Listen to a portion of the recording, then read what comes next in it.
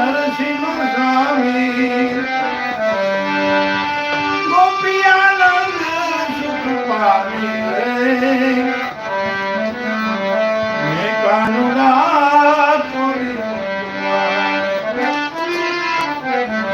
મેં કાનુડા તોરી રે ગોવાન તારી મોરલી લલચાણી રે મેં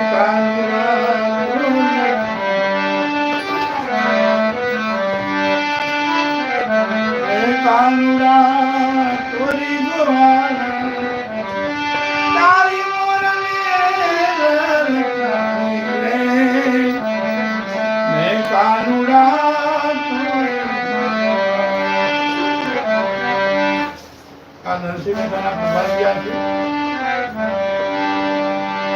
આપણે ગુજરાતના તો બધા લગભગ જાણતા હોય નરસિંહ મહેતાના પ્રભાતિયા વિશે જાણતા હોય.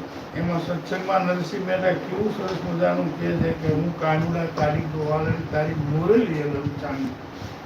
જે ભક્તિમાં ભગવાન પ્રત્યે આવો ભાવ વ્યક્ત કરે છે મહેતા પોતાનું ગાંડ પણ બતાવે છે કે હું ગાંડી થઈ ગઈ. જ્યારે ભક્તિ આ બધા લાગતી છે ત્યારે ભગવાનમાં એટલા બધા ગાંડા થઈ જતા છે કે એને કઈ કશો ખ્યાલ પણ નહીં રહેતો હોય.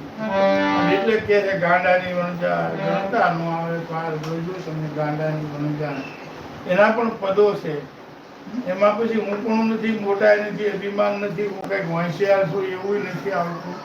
કારણ કે ભગવાનના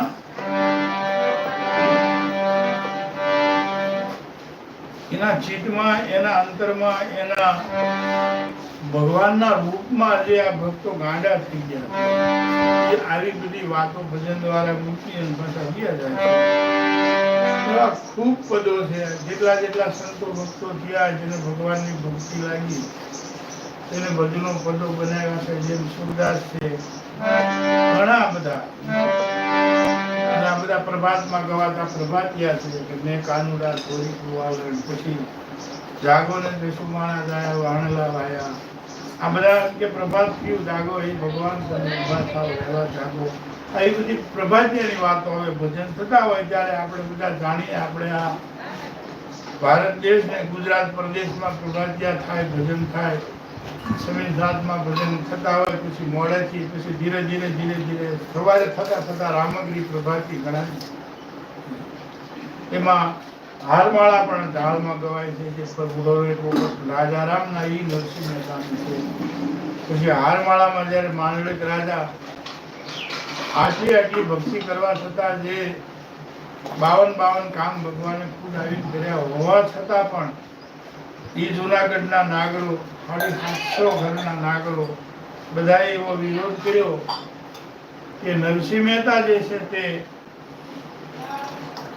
ભક્તિને બાને આ બધામાં અમારી નાયકમાં કલંકરૂપ છે. કારણ કે બધે ભજન ગાવા જાય છે તો નાચ કરે છે, ડાન્સ કરે છે અને બૈરાઓ ભેગા નાચે છે, કૂદે છે, સમાજમાં મર્યાદા તોડે છે અને આ સમાજને બગાડી નાખશે. આવી રજૂઆત કરી અને એટલું બધું હદ સુધી કહી દીધું કે આમને ખરેખર મારી નાખવા જોઈએ. એવા નરસિંહ મહેતાની વાત આમાં આપણે સાંભળીશું ઘણી વાર.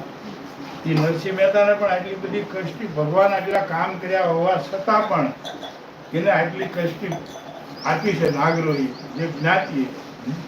એટલે એનું પણ પદ છે નરસિંહ મહેતાને. કારણ કે નરસિંહ મહેતાને બધા નાગરો આવી અને માંડલિક મહારાજ રાજા આગળ જુનાગઢના જે રાજા છે હતા એને આવીને એવી વાત કરે છે તો આપણને એક એવું પણ થાય કે આમને આટલું બધું વેઠવા છતાં